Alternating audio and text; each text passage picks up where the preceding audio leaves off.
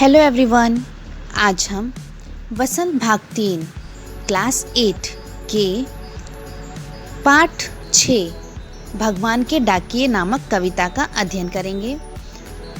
पिछले वीडियो में हमने रामधारी सिंह दिनकर, जो कि इस कविता के लेखक हैं, उनका जीवन परिचय पढ़ा था। आज के वीडियो में हम पाठ भगवान के डाकिये कविता के संदर्भ सहित व्याख्या और उससे संबंधित प्रश्नों के उत्तर जानेंगे।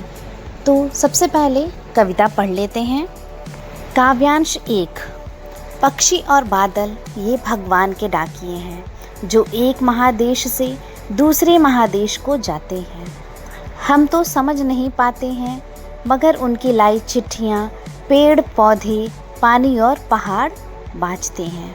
इसका संदर्भ होगा प्रस्तुत पद्यांश हमारी हिंदी की पाठ्य पुस्तक वसंत भाग 3 में से संकलित रामधारी सिंह दिनकर द्वारा रचित कविता भगवान के डाकिये से ली गई है।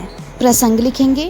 प्रस्तुत पद्य में कवि कहते हैं कि प्रकृति की माध्यम से प्रेम पूर्वक व्यवहार करने का संदेश दिया है। अब हम व्याख्या लिखेंगे। व्याख्या इस प्रकार से है। कवि कहते हैं कि जिस प्रकार डाकिये मनुष्य के लिए चिट्ठियाँ लाते हैं, उसी प्रकार आकाश में उड़ते पक्षी और बादल भगवान का संदेश लेकर आए हुए उसके डाकिये हैं, जो एक देश से दूसरे देश को उड़ते रहते हैं।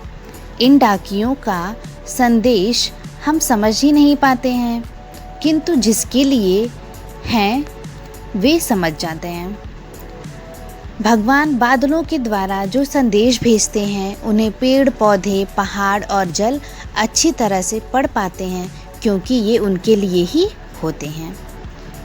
इनको पढ़ने वाले पेड़ पौधे पानी पहाड़ और बादल इन्हीं के अनुसार व्यवहार करते हैं। अर्थात भगवान के डाकिये हमें आपस में प्रेम पूर्वक व्यवहार करने का संदेश देते हैं।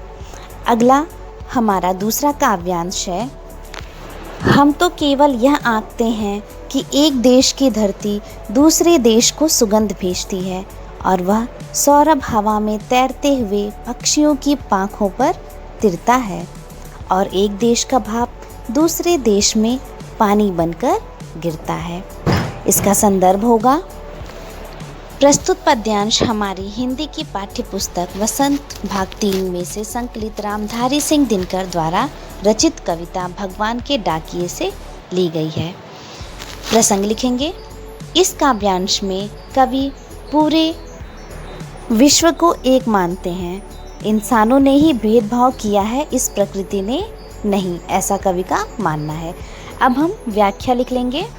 काव्यांश का अर्थ है, कवि कहते हैं कि हम मनुष्य देश को उसकी सीमाओं से जानते हैं, किंतु प्रकृति किसी सीमा को नहीं जानती। वह अपना वरदान सबको देती है। सुगंध किसी बंधन को नहीं मानते हुए एक देश से दूसरे देश उड़ती जाती है।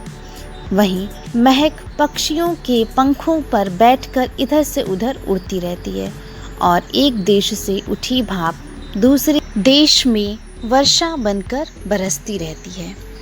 अब हम पाठ के कुछ प्रश्नों को हल करेंगे। पहला प्रश्न है, कवि ने पक्षी और बादल को भगवान के डाकिये क्यों बताया है, स्पष्ट कीजिए। उत्तर होगा, कवि ने पक्षी और बादल को भगवान के डाकिये इसलिए माना है क्योंकि ये संदेशों को एक स्थान से दूसरे स्थान तक पहुंचाने में सहायता करते हैं। बादल शीतलता का संदेश देते हैं और पक्षी अपने पंखों पर सुगंधित वायु को लेकर एक देश से दूसरे देश जाते हैं। दूसरा क्वेश्चन, पक्षी और बादल द्वारा लाई गई चिट्ठियों को कौन कौन पढ़ पाते हैं, सोच कर लिखिए।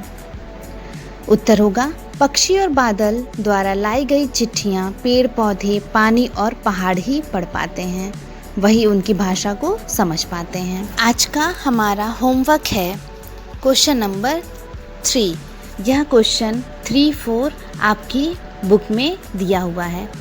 इस क्वेश्चन में आपको क और ख का अर्थ लिखना है। इसके बाद आपका क्वेश्चन नंबर 4 है, जिसमें पक्षी और बादल की चिट्ठियों में पेड़ पौधे पानी और पहाड़ क्या पढ़ पाते हैं, उसका उत्तर लिखना है। और आखिरी में आपको एक प्रश्न लिखना है जो काव्यांश 1 और 2 का संदर्भ सहित व्याख्या है। यह सभी कार्य आप अपने फेयर कॉपी में करेंगे। आज का यह पाठ समाप्त हो गया। Thank you.